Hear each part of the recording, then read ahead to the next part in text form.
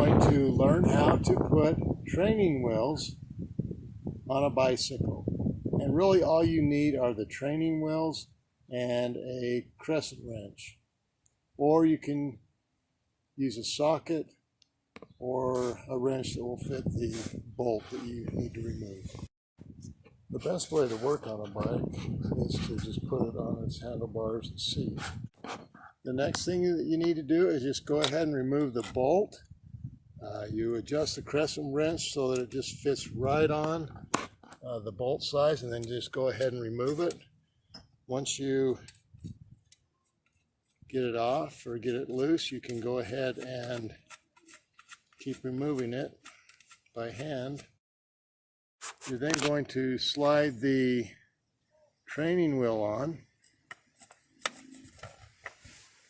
and we'll have to make some adjustments. So we're going to go ahead and put the bolt on. We'll just go ahead and do that.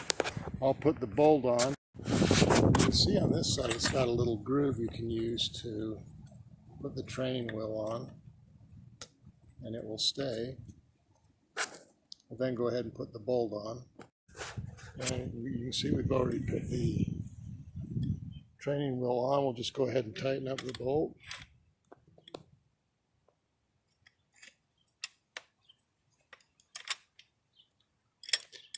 Just want to get it nice and snug.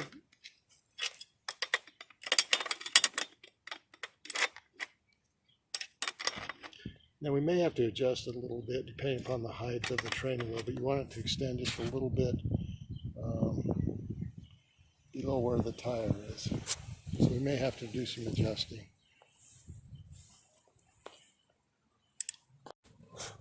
And there you have it. Pretty simple job. Thanks for watching Big Al Repairs, and hopefully you subscribe.